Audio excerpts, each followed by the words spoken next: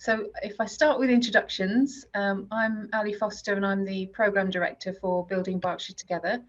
And what we, and Lynn, who's on the communications, she's got communications at Royal Berks. Lynn is our Head of Communications and Engagement at the hospital here. And for those who don't know, Building Berkshire Together is the new hospital programme. We are one of the hospitals on the new hospital programme, which is the commitment to build 40 new hospitals by 2030, which what I do in these sessions is I use them to just give people a brief overview of the programme and where we're at in terms of the programme and our progress on that. And then we use these sort of regular slots to catch up on particular areas that we are working on as a hospital, which is important as part of the hospital development generally. So so I'm going to just do a couple of slides on the new hospital programme, and then a few on what we're doing as Net Zero. So I joined the trust in July last year and have been working as the Net Zero lead on that, because the new hospital programme reaches into all aspects of the trust, and we have a lot of new policy guidance and considerations, thankfully, to work towards in terms of net zero in the NHS. And it feels right that certainly in developing the green plan for that I was leading that. But it's actually now moving into a phase where we're making it business as usual. It's business as usual for us to be thinking about these things, and it shouldn't be something new. Yes, we have target delivery dates, but actually this is something that should be embedded as part of what we do, and that's certainly something the SRO, the Senior Responsible Officer for this project, who's Nikki Lloyd. She's the Chief Finance Officer in the Trust and is the Trust champion on the Trust board around net zero carbon, and lives and breathes it actually as she walks about her business in the Trust. She's known for sharing with us the things that she can do personally and encouraging others, particularly our carbon champions, to do more in this area. I'm sharing the hour this hour with Dave, and I'm actually personally really interested to hear about all the stuff that I can see happening in the Staff Wellbeing Centre and the green spaces that we've got. I hear from Lynn, who just gets super excited every time she tells us and other people about what we're doing. But it would be great to hear from Dave, who's got feet on the ground and doing loads on that. So we'll get round to that after I do this quick update. So I don't know, is there 8 other people on? I think if you can put in the chat where you're from, that would be really helpful, if people have got access to the chat. And then if you do, what we want this to be is an interactive session. So we'll get to a stage where I'll say, oh, any questions, but do put your hand up if something's not clear or you want to have ask a question, no problem. Happy to take those. And what's really keen, what we'd be really keen to have is any ideas that people have around helping us to achieve better in terms of net zero carbon, because that's what this session as well is hoping to get, is to energize and excite people about wanting to help us. So that would be great. I will just start with a slide deck. Let me see. I'm used to using Microsoft Teams, as most people probably, if you're in the NHS, are used to. So using Zoom feels a bit risky, but I will see if I can manage it. Share the window. Okay.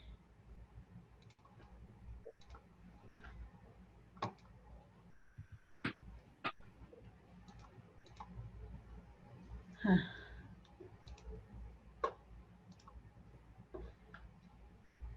You're right, Ellie. I think, hopefully, can you see that?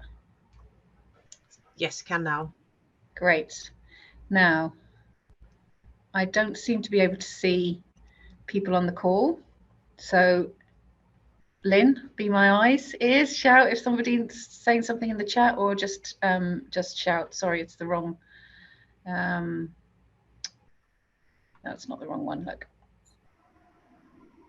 So we've got welcome and introductions. I've just briefly done that. I'm going to cover a bit about the new hospital programme. Is it moving? Yes. So it's on welcome and introductions. That's great. Sometimes that doesn't work. Sorry? It is, yeah. Yeah.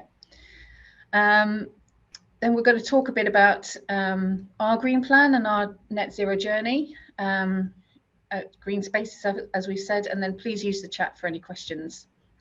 So very, very briefly, we are on the new hospital programme because we've got on the Royal Berks site in particular, a huge amount of issues. If you look at the red areas, they are this is the front of the building on the London Road area. It's got it's grade 2 listed, has lots and lots of backlog maintenance that needs repair. Lots of areas that are red here are they need millions and millions of pounds worth of repairing and maintenance just to keep them going. But working as hospitals of the future and also delivering care now, and we've been through a pandemic where we've had to organise our clinical spaces differently. We need bigger spaces, so if we have a ward of 20 people in the future, the guidance now is that new builds will be where possible single rooms, so there won't be wards but single room occupancies. If they are wards, they still need to have bigger spaces and much more private and compliant space in terms of well, lots of different things, but air circulation, and we also now have to think much more about achieving buildings that are more sustainable and net zero carbon. So how are we going to heat them and insulate them and those kind of things? If we were to stay, yeah. Sorry to interrupt, Ali. John on the chat has asked if you can put it into presentation mode so it just goes a little bit bigger. Okay, I'm going to try and do that, but I think that is where it won't move on for me. Because Royal Berks doesn't like Zoom, does it? So is it on presentation now? No. I've got it on presentation. Have you? Okay, we can send these out afterwards, John, if you'd like to just private message me your email address if you're not already on our network. I can do is maybe Zoom it. Oh yeah. Okay. Might be a little bit better. So yes, so it's just a very at a glance, having a look at the types of problems that we have just with backlog maintenance, but also the way in which we deliver clinical services is changing, and we need to have bigger spaces for the same amount of people and the same kind of work that we're doing, and it needs to be compliant in different ways. If we refurbish an area, we don't have to comply with some of those requirements, but if it's a brand new building, we do have to comply with those requirements. So there's a lot to think about and juggle around needing and what we need from a new hospital. So we did a strategic case, and I'll talk about the timeline in a bit, but what does it mean to be on the new hospital programme? So it's moved. Has the slide moved? It has, yeah. Okay, great. So what essentially it means, the definition of a new hospital can be a new build off-site, somewhere new, so brand new build, brand new site. It could be a redevelopment, total redevelopment of the current site, where we, have a lot of new build, but it's done where we are, or there might be some refurbishment. And the third definition is that it can be a new clinical service area or a new wing on the hospital site. So some might say it's a little bit misleading to say that if you have a new wing, you have a new hospital, but that does fall within the definition of new hospital. Our application for funding currently, which we're waiting for, is for a new hospital. So either a complete redevelopment on site or a brand new site off site. That's in our strategic outline case. But being part of the new hospital means they're talking about hospital 1.0. So they're talking about if you build a new hospital and it has for say 500 beds in for your population has XYZ services. We shouldn't be redesigning them time and again across the country. There should be a standard way of designing a hospital. So what does a good hospital look like? A good model hospital look like? Does it encompass all of the digital requirements that we need and can use in the future to help us, and the size requirements? So nationally, there are people working on and drawing in from the hospital program teams themselves, is developing what they call Hospital 1.0, which is an ideal, a model hospital with a set of designs for different ward areas or clinical areas or even office spaces that we just pull off the shelf and say, right, we need a new intensive care unit. It needs to have 20 beds or 30 beds. What is the design for one of those? And that's supposed to help, and that's replicated across. So that's supposed to help to reduce costs. So they're working on those models right now, and looking at standardizing some of those models, also centralizing some processes. We do a lot of processes where actually, if, for example, procurement, so if we went out on contracting, if we all went out at the same time to get construction to support us and build the hospitals, it would drive up the price, and B, we wouldn't all get what we need at the same time. So we need to be scheduled. We need to help manage the market. So there's a bit of centralization. There's building on the best. So if somebody's already put a lot of time and effort into what good looks like in terms of a good ward, then we should use that and not, spend all our time in different parts of the country reinventing the wheel. So there's a lot of best practice sharing and building on the best to get a good model hospital. A lot of collaboration and co-production with people across the country to make that happen, to help with economies, I should say economies of scale. So that's the point of having a new hospital program, is that if we're building 40, we should get a better deal by doing all of these things. It could literally save hundreds of millions of pounds if done properly, to deliver the hospitals. And we could, if implemented and initially funded well, we could deliver hospitals a lot quicker, because we've got a standard set of designs. So this will be the largest public sector capital build ever taken on in the world. So we're under a lot of pressure to do it well, and we are looking across the world to get best practice as well. And of course, there are political issues we have to manage. So the Treasury is linked to the government of the day, which is linked to the policy of the day, and we are in December. Waiting, we are due to go to the Treasury, not just us, but all of the hospitals that are on the programme are due to go to the Treasury to see what the allocation might be for the programme, and then the programme will decide about the allocation for us locally. So it's scheduled to be quite a big decision making next 6 months. So we'll wait and see, but we are some of these things can change because of different things happening nationally, as we know. So that's just a very high level timeline, just to show there is a national process that we are binded by, that a national team is going through, which links with the Treasury, and they're building on the programme, and they're hoping to then deliver the schemes by 2030. There are things in terms of a business case process that we have to do. So there are 3 stages to that to get the resource. So that's the strategic outline case, the outline business case, and full business case. So we have to abide by that.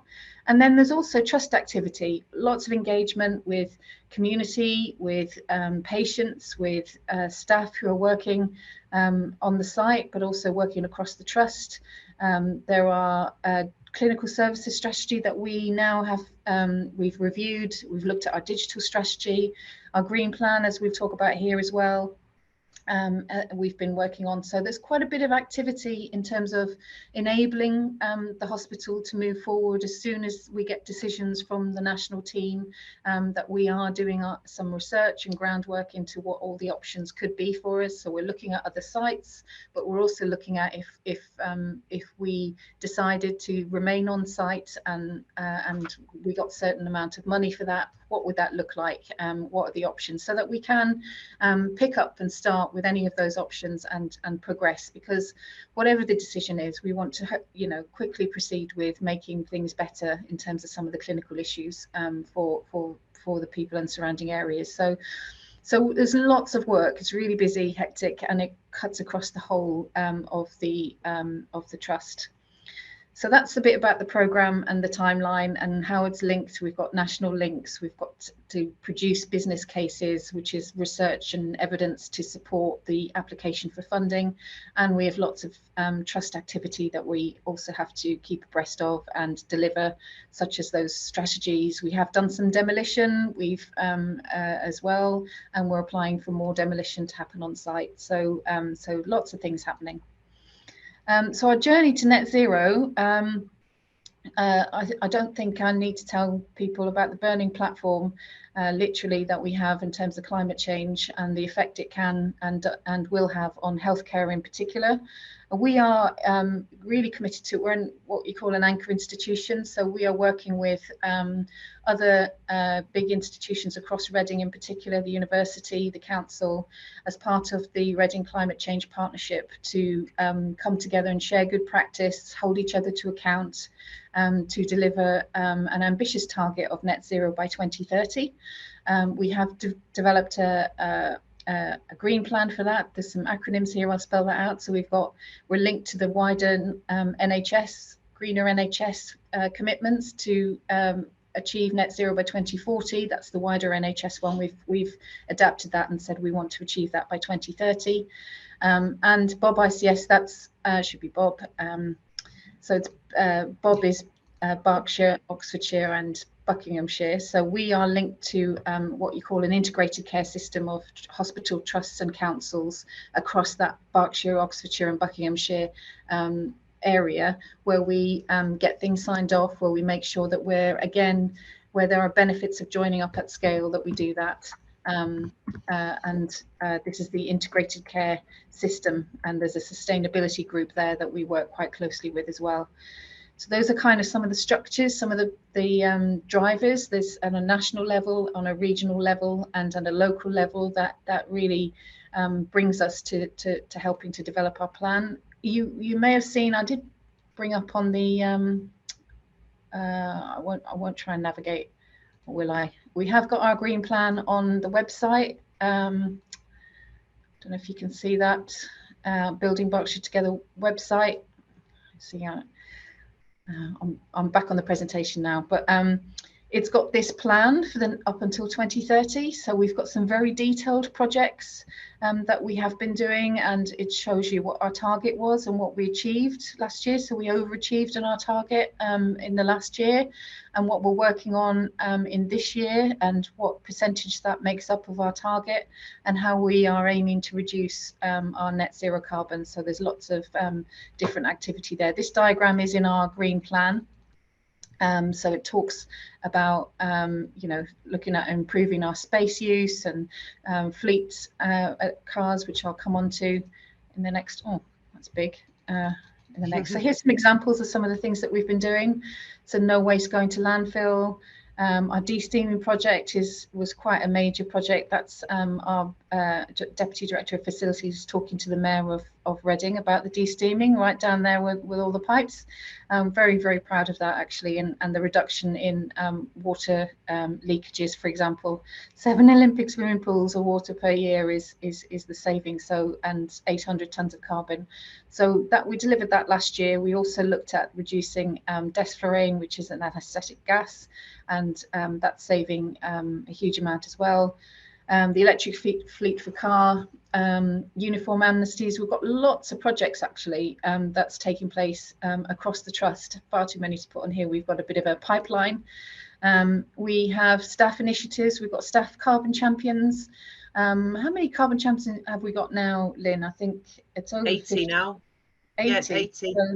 So it's, you know, it's voluntary. Staff say they want to do more. They want to be a lead in their clinical area, in their ward, or in their team. And there's a range of things that we can do to improve. And so Karen, who's leading on some of that work, goes around to wards and departments and gets pledges.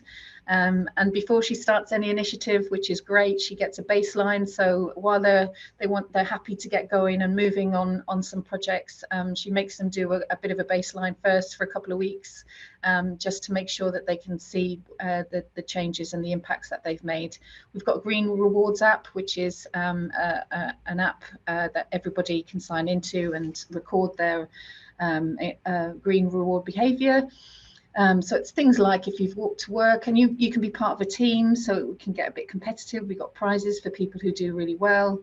Yeah, we've launched that only in the last we launched it in August. And so our ambition is to get as many people as possible on that, and sharing what they're doing, and taking just their own personal responsibility for that. So it's changing just small things, small changes done by a group of staff, which is in the Royal Berks is 6,000 staff. If we all made just the slightest change, you can imagine the impact that would make. So we're really pushing on staff initiatives and staff taking, rewarding staff for taking the initiative in that.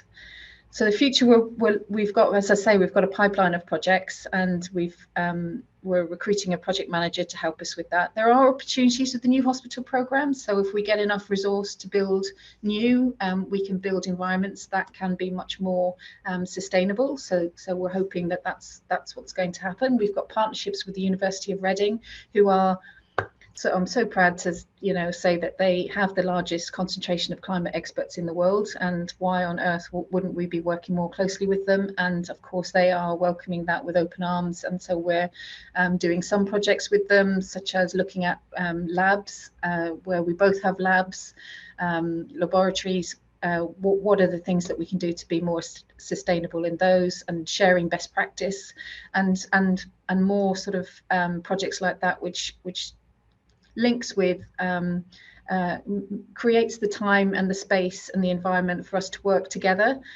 because that's where the ideas and projects will grow. And we welcome the community to be involved. We welcome any ideas. We've had, even in our green plan, when we published it back in February, we had some comments from people in the community around, who had an interest, and said, well, you could stretch yourself a bit more in this, and we think that you could try this. And we've taken that on board, and we've added that. So we are always reviewing, and are not afraid to say, actually in February we spoke to so many people, and at that point in time that was the information that we had, but actually since then we've had other people say we could do better in certain areas, and have given us ideas for that, and so we've updated it. So it's a living document, it's a live document in terms of our green plan. So more than happy to have people come and share ideas, and help us with our big task of getting to net zero by 2030. I'm going to stop sharing because I can't see if anyone's on here. Where am I? Where is everyone? You found us, so you're back? No. We're all here. We're definitely here. Oh. It's because we're so used to Teams. Why isn't there? It's because I've got a lot of, so I'm going to have to go through. Well, there's no questions at the moment. I don't know whether we want to move on to Dave while you're finding us again. Right, I'm back. I can see you now. Oh dear. So no questions at the moment. Oh, there's a chat. There is. It's people introducing themselves. Great. Yeah. See where people are from. And then I've just put a link to the green plan on the Building Blocks Together great. website. Okay. Yeah, so can't wait to hear from Dave, actually. Right. Dave, was that my cue? Dave, would you mind? This is your cue. This will be great. Okay, fine. Okay.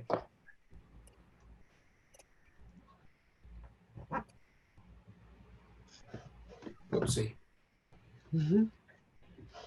Okay, can you see my screen? Yep. Great. Okay. So just picking up on some of the points that Ali was making, I think the partnership which we've been developing with the Trust, and particularly with the Royal Berks charity, in the development of this wellbeing garden on Craven Road is testament of the kind of openness that the trust has to working with partners in the community. And I think that's something which, you know, hopefully we can feed in our experience over the last 9 months or so of working in partnership. And I think this is really encouraging, you know, ways in which, as an anchor institution, that the Royal Berks can work out ways in which it can sort of build on the experience of the wider community, particularly on something which involves us all, such as the climate crisis. So I'm going to be talking about a project which I guess is a bit of a case study, a detailed case study of how infrastructure can be developed, and particularly ways in which the outdoor landscape can be used to help achieve the zero carbon targets that any organization is setting itself. And often it's neglected that it can be a way in which a tool for actually achieving some of those targets. And so this is specifically, for those of you who aren't familiar with the project, on Craven Road, number 17 Craven Road, is this magnificent Grade 2 listed building, Victorian, an interesting case study of kind of reuse, I guess, because it originally stood on the junction of King's Road and Queen's Road. And it was owned by a former mayor of Reading, John Oakey Taylor. And he found the noise of the Huntley and Palmer's biscuit factory just too much. And so the whole building was moved stone by stone, half a mile onto Craven Road. And so what we see today is this magnificent Bath stone building that was sold in the 20s to Reading School and became the headmaster's lodge. There is a doorway in the wall between so that you can have a shortcut to his headmaster's study. And it was then bought by the trust, and unfortunately, when it was no longer used, the garden became a jungle. This is a view of the garden in the 50s. So those of you who are familiar with the site, so we're directly, that building in the foreground is directly opposite the main entrance to the hospital on Craven Road. So this is a bird's eye view of the garden. You can see on the left that avenue of trees in the main entrance to Reading School, and then on Craven Road, just by the house, you can see the tennis courts that are now the cycle village. And then sandwiched between the two is this magnificent garden. 2,500 square meters of garden that we are in the process of turning into a wellbeing space, because just before the pandemic, the trust decided to convert the building into a staff wellbeing centre. And so it's been completely refurbished with gyms, counselling spaces, quiet rooms, lounge, partly using funds from the trust, but mainly by the Royal Berks charity. And so we were approached at the beginning of this year to try and do something, come up with ideas for turning the jungle into a wellbeing garden. And so what I'm going to be doing is sharing a bit about that, but mainly on how that garden is going to complement the zero carbon strategy of the trust. So here's another view of the garden in its heyday in the 50s. You can see this traditional style greenhouse in the middle, lots of fruit trees, espaliers, and one of the gardeners who's maintaining the garden at the moment, his dad was the gardener here, and tells us that there was lots of fruit trees and veg that one of the headmaster's wives was extremely keen gardener. So this is very much in the heyday of the garden, and is partly an inspiration for the design that we've come up with. Another element, so this is the partnership of us, Food for Families, which, if you don't know it, it's the program of Reading International Solidarity Centre, otherwise known as the Workshop RISC in London Street. So it's a partnership between Food for Families, Royal Berks Charity, and then the landscapers Mulberry Tree, who have a long track record of building gold medal award-winning gardens at Chelsea. So they've really bringing on board their expertise for delivering this kind of large project at scale. And so this is just a bit of background and some of the inspiration that we're bringing to the party. Those of you, so that's on the left, you can see our building, the in London Street, the Workshop. What you may not know is that it has a world famous rooftop forest garden, an edible forest, sitting on top of one of the roofs there, the conference hall. This is a view of the garden in 1994, or I should say what became the garden. So a leaking roof. I'm not sure whether in the trust that you have, I know there's lots of leaking roofs. I don't know whether there's any, like this, where the roofing felt is well past its sell-by date. But maybe this could be an inspiration to you for what could be achieved in retro strengthening if you do stay on the current site. So this is in the year 2000, at the turn of the century, this is our problematic flat roof. And that is a view of the roof 7 years later, transformed on 1 foot, 30 centimeters in new money of substrate, i.e. soil, that was spread over that roof. And this is our magnificent forest garden. And that's part of the inspiration that's going to be transferred over to the Oasis Wellbeing Garden on Craven Road. So this is the design that we've come up with. You can see the house. And so a mixture between a forest garden, a more sort of wild area, places to be quiet in, to melt down after a particularly difficult shift, or just to eat your lunch. So lots of opportunities for quiet contemplation. There's a pond in the corner.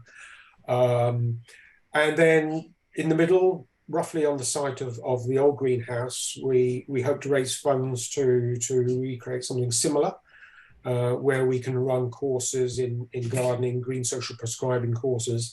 And then on the left there, you can see veg beds and some pavilions, spaces where we can run courses or groups can meet under a bit of shelter.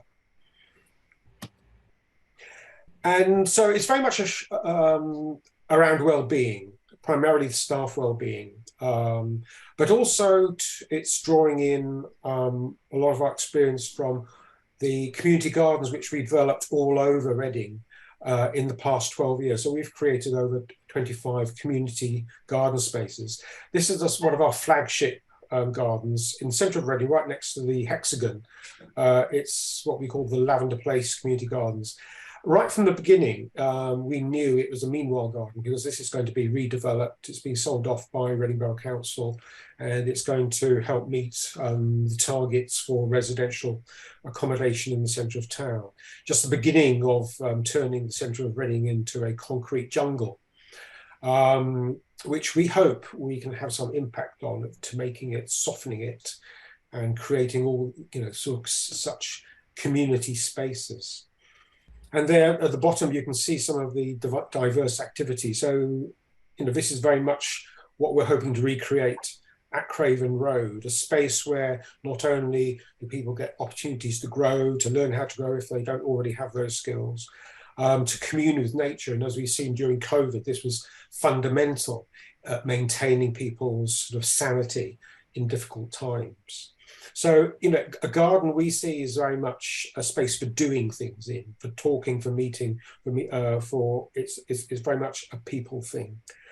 And it also is a way of feeding all the senses. So it should be good to look at, smell, taste, but also provide inspiration for other things. So we've had a lot of artists. We have a sculptor in residence who will be migrating to Craven Road very, very shortly. So this is the inspiration of behind the Wellbeing Garden. And so this garden in the centre of Reading was always designed as a movable feast, and it's going to be moving to Craven Road.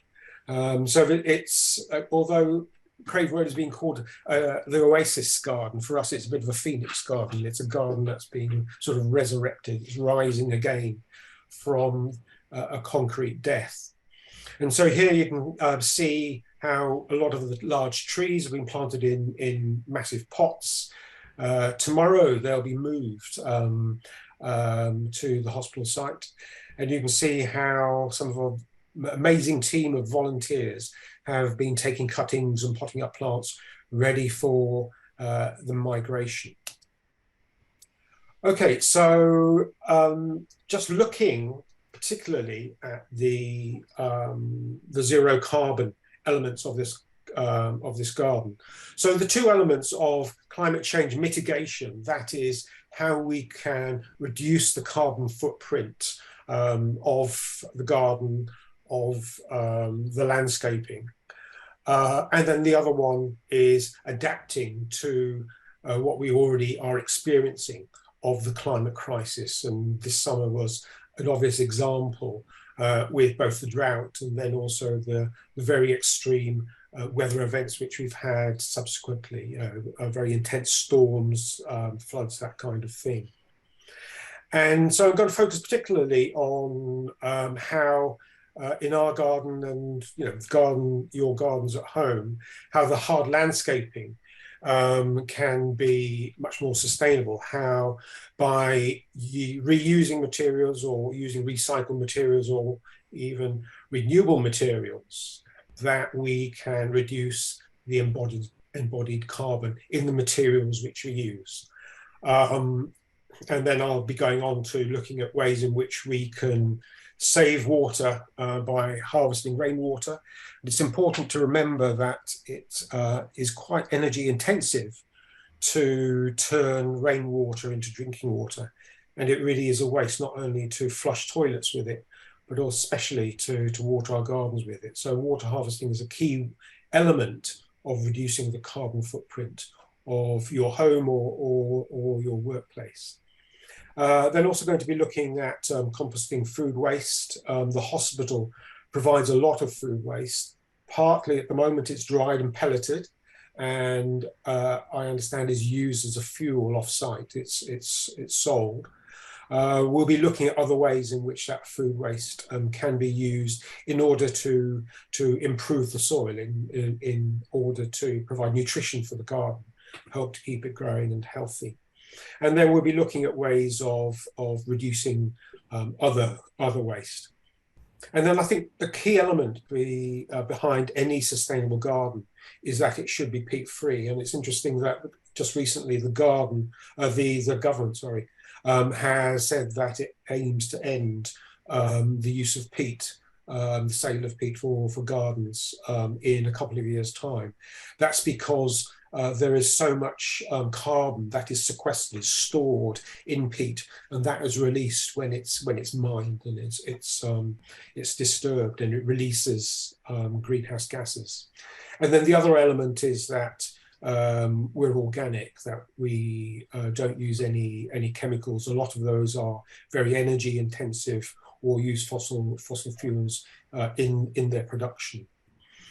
So just a couple of examples there of how we've going to implement those principles in practice. And so these are all shots taken from the Lavender Place Gardens, and here you can see some of the hard landscaping that's going to make its way across town tomorrow. So on the right you can see a pergola, and this is made from sweet chestnut. Now, any woodcraft folk amongst you may know that sweet chestnut has natural chemicals in it which reduce its susceptibility to rot. So you don't have to treat it, you don't have to use toxic chemicals, you don't have to dip it in order to stop it rotting.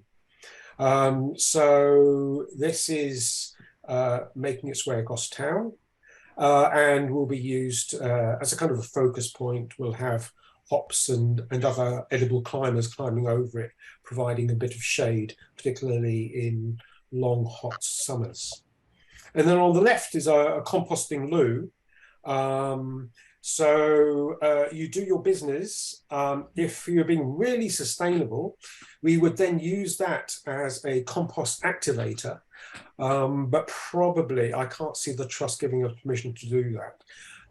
So that will just have to join in the foul water system. But we're hoping that we might get permission to harvest the urine, because this is a complete sit-down loo. When you sit down, your pee is collected, and it can go to a soak away, or you can use it as liquid gold. It's a very, very good plant feed, diluted 1:8. Just come and have a look at my garden at home, which is a testament to the virtues of pea power. So that is made from recycled pallet board. So that in itself is a good example of reusing recycling materials. And the transparent roof is made from recycled polycarbonate.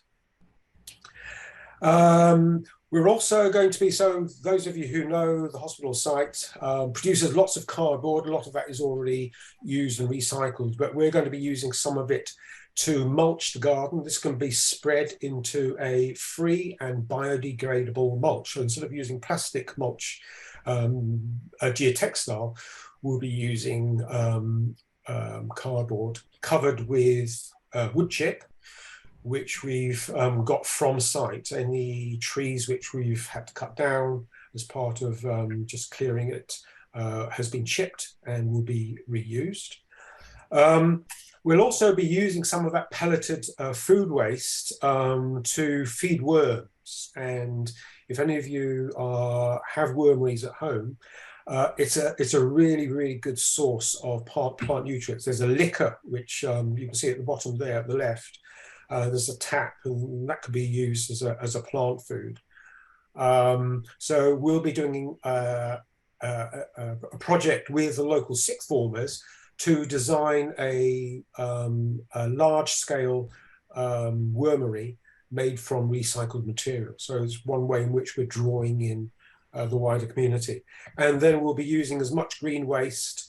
Hopefully we'll be persuading the kitchens to separate some of the green waste rather than the food waste. So peelings and that kind of thing, so that we can compost them, and that can be closing the cycle of nutrients on site. Just a couple of other examples of how we're using what we find on site. So there was lots of rubble that we turned up, and so that has all been crushed and will be used in foundations for various structures. You can see there the excavation for the pond. And if you notice any soil scientist, you'll see a profile of the soil. You see there's quite a rich sort of topsoil, but underneath that is this quite gravelly soil. And then underneath that is very, very fine sand. And that's because however many million years ago, this was probably under the sea, and that there was a sand dune under that, as well as then sort of maybe riverine gravel. And so we've reused some of that. We've saved the sand, and that's been used to line the pond. It's also going to be used in asparagus beds. For gardeners amongst you will know that asparagus likes a really well-drained soil. So we'll be using the resources that the garden has bequeathed to us in both the design, but then in the ongoing gardening. And then you can see how that path around the edge uses some of the gravel which we've excavated. So as far as possible, we're trying to import as few materials and resources as we can, and where at all possible, using what we find on site. Another example is of how we're trying to address the whole zero carbon strategy, is how we're adapting to the changes that are already underway. And a key one of these, and this is going to be key going forward in the redevelopment of the site, if it is redeveloped or in any new build. And hopefully, you know, the example of what we're doing here in Reading will feed into the playbook of good practice, of how we can make landscapes much more sustainable, and how we can deal particularly with stormwater. And as we know, to our cost, particularly those of you who might have been swimming in the sea or in around Britain during the summer, how because the sewage and the stormwater is all mixed, that we have this interesting cocktail that finds its way into our water system occasionally. And so we need to find ways in which we can have much more sustainable ways of dealing with stormwater. And so part of that is not only harvesting the rainwater to use in our gardens, but then also ensuring that we get as much value out of that rainwater before it makes its way into the soil and helps to feed groundwater. Because even at the moment, water tables are falling because we are extracting so much drinking water that there is a real problem. And so anything that we can do in our own gardens or in any landscapes that we're involved in, if we can feed that stormwater into the ground rather than into stormwater drains, the better. And so I'm just going to illustrate ways in which we're going to be doing that, and ideas that you might have at home. So other elements of how we can address these issues of water scarcity, water stress, which is going to be an even bigger problem in the southeast, is water conservation. So how we can use conservation techniques in the garden, particularly using mulch to reduce the amount of water which we have to apply in irrigation. Also ways in which we can support biodiversity, and ways in which we can cool the landscape. Some of you may be familiar with the idea of the urban heat island effect, where towns and cities effectively become storage heaters, that they heat up all the concrete, heats up and makes our urban landscape several degrees hotter than the surrounding countryside. And so anything which we can do to green the landscape, whether it's on roofs, green roofs, or other outdoor sites, then that will help to reduce that urban heat island effect. So I'm going to introduce you to the concept of a rain garden. And we hope to be installing one of these at Craven Road. So the idea is that any water which comes off your site, off your buildings, off the whole footprint, is channeled into the groundwater. So you would harvest it, you would store whatever water which comes off the gutter, and then you divert it through water features into a planted soakaway. So there's all kinds of scope for landscaping along the line of that pathway. And so we've already got the pond element and the soakaway installed in the garden. And so what we're looking for funding for is to install the other elements of this rain garden. Another sustainable drainage technique are these infiltration beds. So your gutter, instead of going to the stormwater system, goes into beds which are planted with plants which don't mind flooding and then drying. So there are some plants which are specially adapted for those kind of conditions, and so that can be accommodated. And then the water can go into the groundwater system. And this is a shot of the garden in process. You can just see the pond being planted up. But this just sort of shows the importance of creating shade. Particularly this summer, we've realized how intolerable that some outdoor spaces can be, the amount of heat stress that people have. And so it's really, really important to create shade.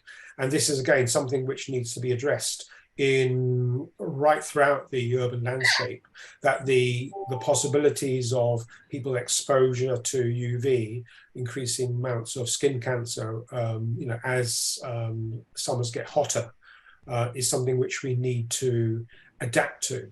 And so making sure that we have that kind of shade is absolutely essential.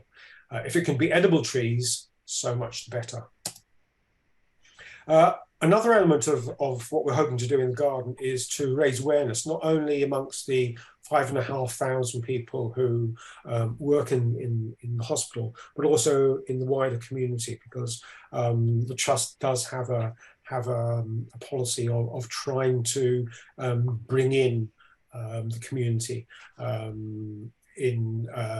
for example, in green social prescribing, that kind of thing. So we see the garden as being a demonstration to the hospital community and then the wider community of what a zero carbon future looks like. And it's important to realize that 25% of carbon emissions are down to food, the production of food along the whole food chain. And so there's a lot of work going on to what constitute a planet-friendly diet, and also a diet that's healthy for us as well as the planet. And so that's some of the messaging that's going to be embedded into the garden. And another element that we're trying to do is to encourage people to grow their own, because that's one way in which you can reduce your food miles, reduce your own carbon footprint. Okay, so just to wind up, just an idea of the progress which we've made to date. So that's after the jungle was cleared initially. You can just see there the beginnings of the forest garden, the wild garden, the more contemplative part of the garden. Beginnings of the lilies really, really developing. So this is all happening this summer. And then this is a vision for the future. And as I said, most of the money has been found by the Royal Bucks charity. And so the future development of the garden is very much dependent on being able to raise funds. And so we're looking for sugar mummies and daddies. So if any of you fit that description, then please get in touch with Joe of the Trust.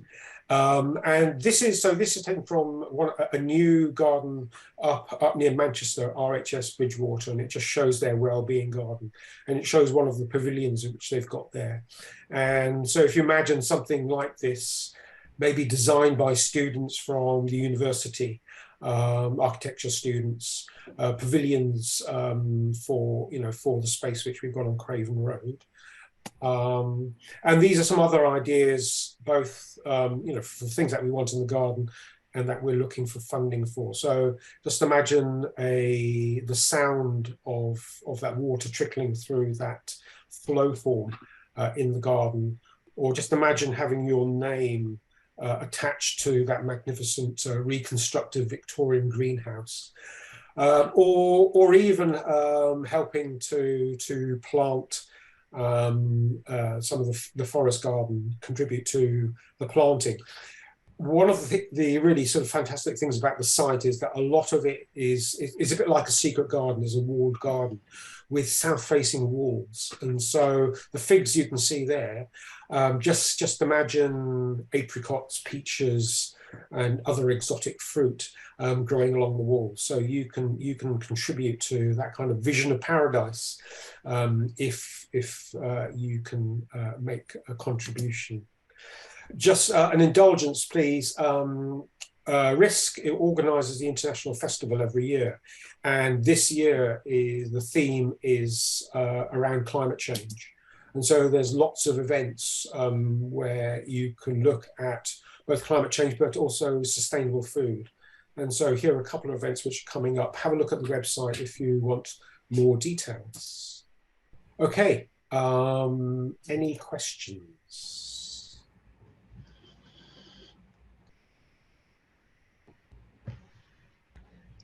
Can't see any questions in the chat. I'm blown away by what's going on in the garden. There's just so many things and so much learning. And I guess as well, I was wondering, you know, do you go out and share this with schools, or, you know, is there an opportunity to, as a case study, to say, look, this is what we've done and what's possible, and, you know, you can come and learn more about it? Or is there any plans to do something like that, Dave?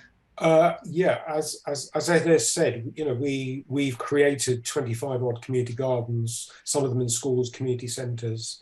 Yeah. So, you know, we see that. I mean, Reading is blessed with a very vibrant voluntary sector, but particularly around gardens. So we're founding members of the Reading Green Wellbeing Network.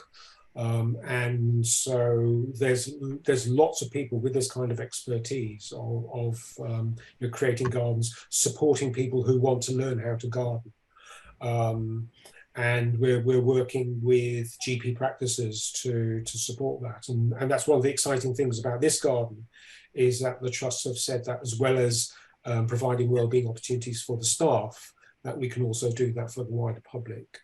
But I mean, unfortunately, you know, with the funding climate that there is, we have had problems of difficulties in finding core funding, and so our capacity is, you know, severely limited.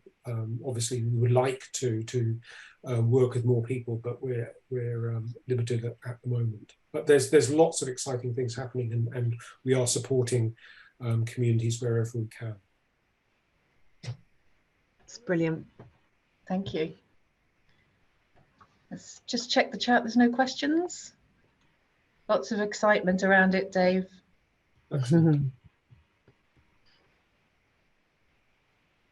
Thank you. So if there isn't any questions, I think we'll wrap up. I really appreciate that, Dave, that you're able to share that. And I think once this goes up on the website as well, people will probably send links and say, "Oh, have you seen this?" and it will be shared wider. But I mean, we're hoping to have open days for the public, as well as the staff. The place is full of machinery at the moment, so it's a bit difficult. But, you know, we'll be gradually opening it up, and people will be able to see the whole sort of transformation. And as I say, the whole interpretation element of enabling people to understand what's happening and ways in which it can inform, you know, what you do at home, how you can reduce your own carbon footprint at home, will also be very much part of that. Great, fabulous, thank you. And thanks everybody for joining as well and taking some time out of your evening for it. So yeah, I'll just wrap up and say bye, and thanks very much for joining. Take care, thanks. Bye. Thanks, Dave.